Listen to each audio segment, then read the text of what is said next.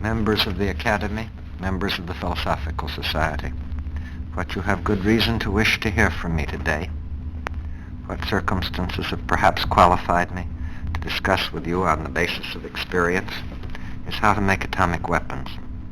It is true, as we have so often and so earnestly said, that in the scientific studies which we had to carry out at Los Alamos, in the practical arts there developed, there was little of fundamental discovery.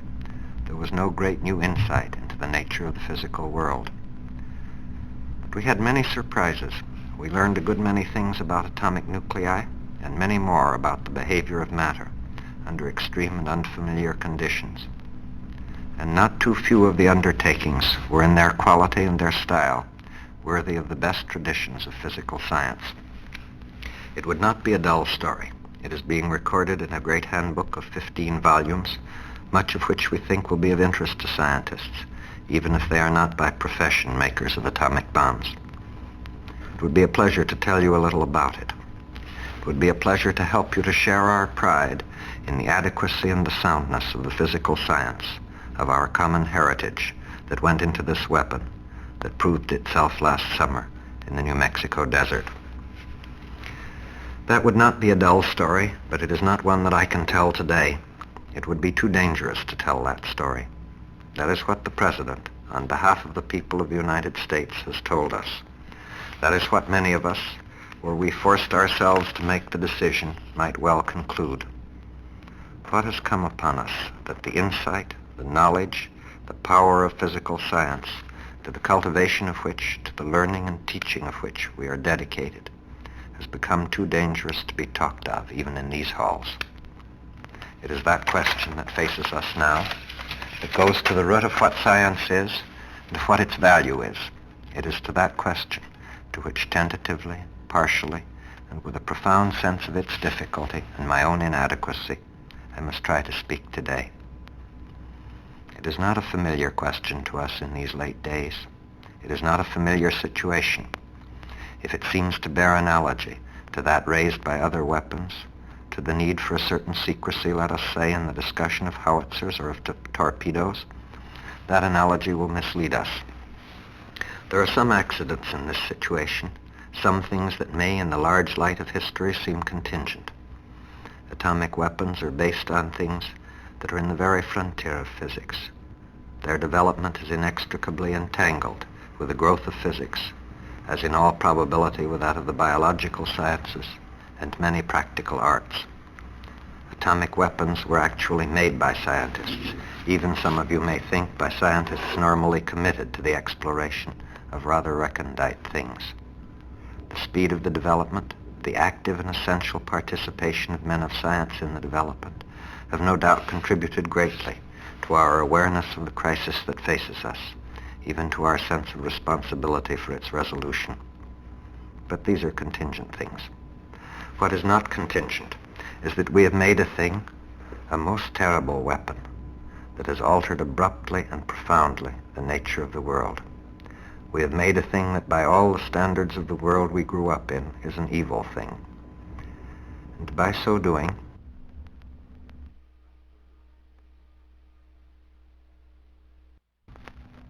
by our participation in making it possible to make these things, we have raised again the question of whether science is good for man, of whether it is good to learn about the world, to try to understand it, to try to control it, to help give to the world of men increased insight, increased power. Because we are scientists, we must say an unalterable yes to these questions. It is our faith and our commitment, seldom made explicit, even more seldom challenged, that knowledge is a good in itself.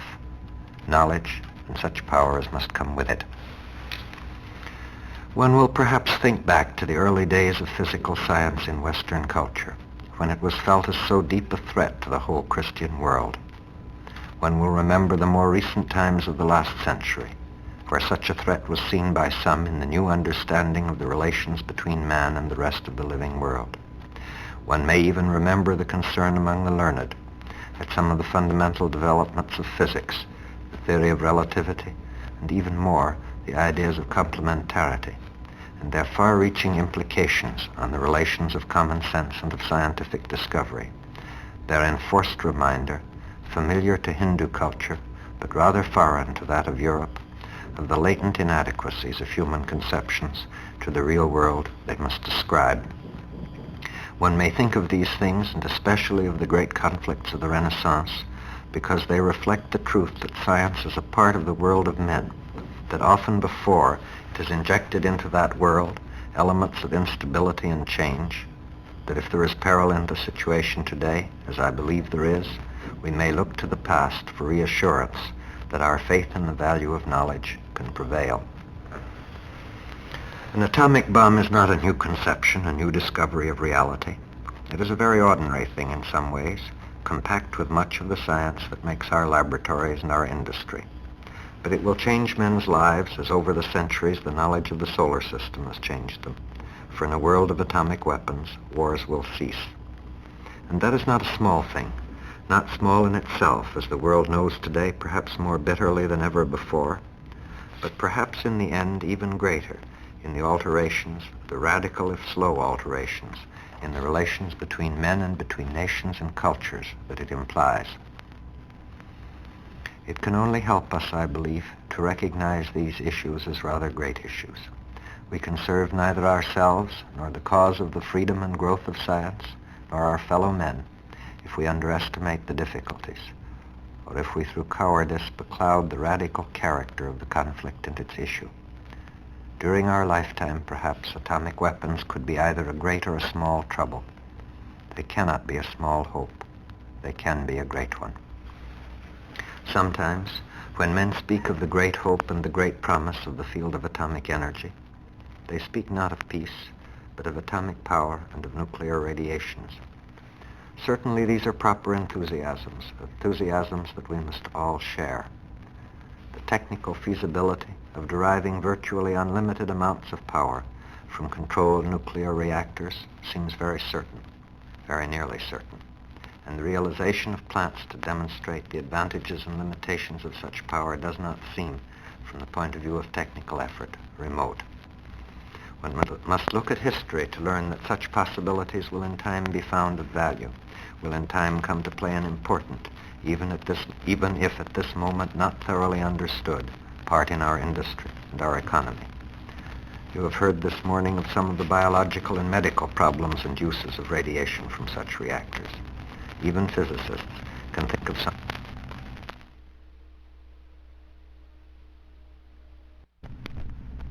instructive things to do with the grams of neutrons such reactors make available.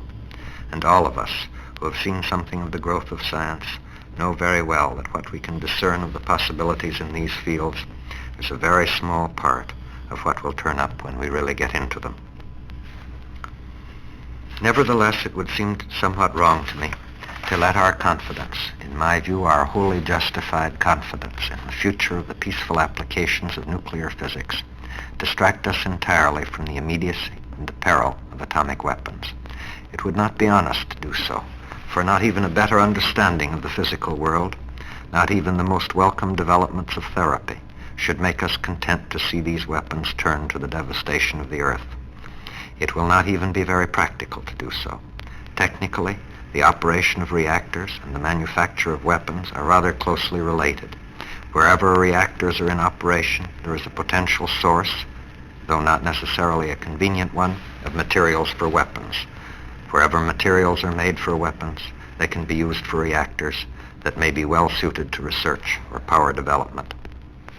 It would seem to me almost inevitable that in a world committed to atomic armament, the shadow of fear, secrecy, constraint, and guilt would hang heavy over much of nuclear physics, much of science. Scientists in this country have been quick to sense this and to attempt to escape it. I do not think that this attempt can be very successful in a world of atomic armament.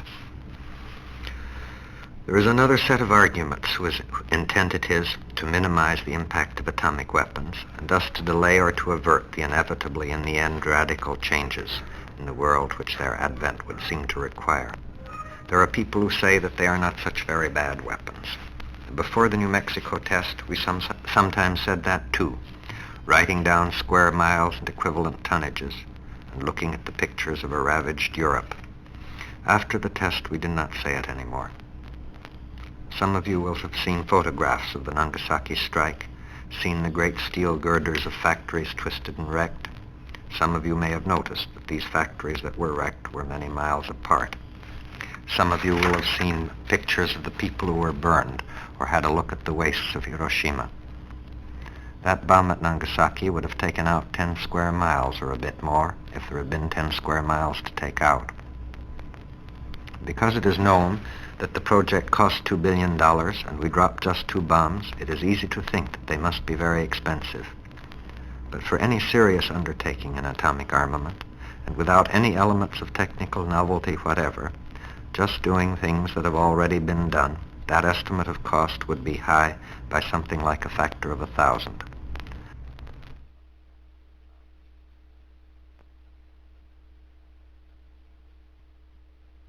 Atomic weapons, even with what we know today, can be cheap. Even with what we know how to do today, without any of the new things, the little things and the radical things, atomic armament will not break the back of any people that want atomic armament. The pattern of the use of atomic weapons was set at Hiroshima. They are weapons of aggression, of surprise, and of terror. If they are ever used again, it may well be by the thousands, or perhaps by the tens of thousands. Their method of delivery may well be different, and may reflect new possibilities of interception and new efforts to outwit them. And the strategy of their use may well be different than it was against an essentially defeated enemy. But it is a weapon for aggressors, and the elements of surprise and of terror are as intrinsic to it as are the fissionable nuclei. One of our colleagues, a man most deeply committed to the welfare and the growth of science, advised me not long ago not to give too much weight in any public words to the terrors of atomic weapons as they are and as they can be. He knows as well as any of us how much more terrible they can be made. It might, he said, cause a reaction hostile to science. It might turn people away from science. He is not such an old man, and I think it will make little difference to him, or to any of us, what is said now about atomic weapons, if before we die, we live to see a war in which they are used. I think that it will not help to avert such a war if we try to rub the edges off this new terror that we have helped bring to the world.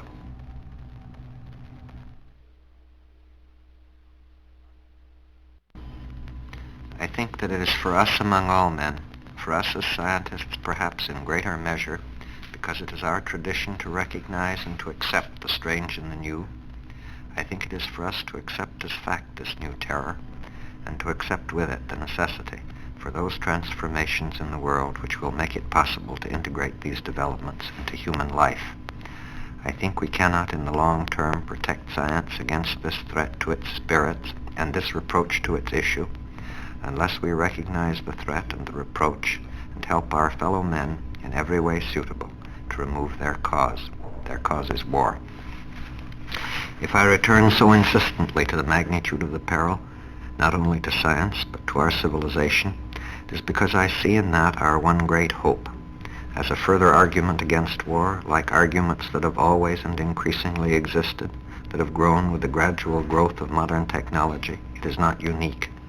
As a further matter requiring international consideration, like all other matters that so require it, it is not unique, but as a vast threat and a new one to all the peoples of the earth by its novelty, its terror, its strangely Promethean quality. It has become, in the eyes of many of us, a unique opportunity. It has proven most difficult to make those changes in the relations between nations and peoples, those concurrent and mutually dependent changes in law, in spirit, in customs, and in conception. They are all essential. No one of them is absolutely prior to the others that should make an end to war. It has not only been difficult, it has proven impossible. It will be difficult in the days ahead, difficult and beset with discouragements and frustrations, and it will be very slow, but it will not be impossible. If it is recognized, as I think it should be recognized, that this, for us in our time, is the fundamental problem of human society, it is a precondition not only for civilized life or for freedom, but for the attainment of any living human aspiration, then it will not be impossible. These are very major commitments, nor would I minimize their depth. for they involve holding prior to all else we cherish, all that we would live for and die for, our common bond with all people everywhere, our common responsibility for a world without war, our common confidence that in a world thus united, the things that we cherish, learning and freedom and humanity, will not be lost. These words may seem visionary, but they are not meant so. It is a practical thing to avert an atomic war. It is a practical thing to recognize the fraternity of the peoples of the world. It is a practical thing to recognize as a common responsibility, wholly incapable of unilateral solution, the completely common peril that atomic weapons constitute for the world. To recognize that only by a community of responsibility is there any hope of meeting that peril. It could be an eminently practical thing to attempt to develop those arrangements and that spirit of confidence between peoples that are needed for the control of atomic weapons. It could be practical to regard this as a pilot plant for all those other necessary international arrangements without which there will be no peace. For this is a new field, less fettered than most with vested interest or with the vast inertia of centuries of purely national sovereignty. This is a new field growing out of a science inspired by the highest ideals of international fraternity. It would seem somewhat visionary and more than a little dangerous to hope that work on atomic energy and atomic weapons might proceed as have so many things in the past, like the building of battleships on a purely and narrowly national authority, without basic confidence between peoples, without cooperation, nor the abrogation in any way of sovereignty. And to hope that with such a course an armaments race would not develop, that somehow these separate, distrustful atomic arsenals would make for the peace of the world. It would seem to me visionary in the extreme and not practical to hope that methods which have so sadly failed to avert war in the past will succeed in the face of this far graver peril. It would, in my opinion, be most dangerous to regard in these shattering times a radical solution as less practical than a conventional one. It would also be most dangerous and most certain to lead to tragic discouragements to expect that a radical solution can evolve rapidly, or that its evolution will be free of the gravest conflicts and uncertainties. The first steps in implementing the internationalization of responsibility perhaps in the first instance for averting the perils of an atomic war, will inevitably be very modest. It is surely not proper for me, who have neither experience nor knowledge, to speak of what such steps might be. But there are two things that perhaps might be borne in mind that we might wish to say as scientists. One is that, not only politically, but technically, this field of atomic energy is a very new field, and a very rapidly changing one, that it would be well to stress the interim, tentative character of any arrangements that might in the near future seem appropriate. The second is that in the encouragement and cultivation of the exchange between nations, of scientists and students, we would see not only an opportunity for strengthening the fraternity between scientists of different lands, but a valuable aid in establishing confidence among the nations as to their interests and activities in science generally, and in the fields bearing on atomic energy in particular. It is not at all as a species of superintelligence that we should propose this. It is rather as a concrete and constructive, if limited, form of those relations of cooperation among nations which must be the pattern of the future. Let me say again, these remarks are not intended in any way to define or exhaust the content of any international arrangements it may be possible or appropriate to make, nor to limit them. They are offered as suggestions that occur naturally to a scientist who would wish to be helpful, but they leave quite untouched the basic problems of statesmanship, on which all else depends. There will have been little in these words that can have been new to anyone. For months now there has been among scientists, as well as many others, a concern, often a most confusingly articulate concern, both for the critical situation in which nuclear physics finds itself and for the more general dangers of atomic war. It seems to me that these reactions among scientists that have caused them to meet and speak and testify and write and wrangle without remission, and that are general almost to the point of universality, correctly reflect, an awareness of unparalleled crisis. It is a crisis because not only the preferences and tastes of scientists are in jeopardy, but the substance of their faith, the general recognition of the value, the unqualified value of knowledge, of scientific power and progress. Whatever the individual motivation and belief of the scientist, without that recognition from his fellow men of the value of his work, in the long term science will perish. I do not believe that it will be possible to transcend the present crisis in a world in which the works of science are being used, and are being knowingly used, for ends men hold evil. In such a world, it will be of little help to try to protect the scientist from restraints, from controls, from an imposed secrecy which he rightly finds incompatible with all he has learned to believe and to cherish. Therefore, it has seemed to me necessary to explore somewhat the impact of the advent of atomic weapons on our fellow men, and the courses that might lie open for averting the disaster they invite. I think there is only one such course, and that in it lies the hope of all our futures.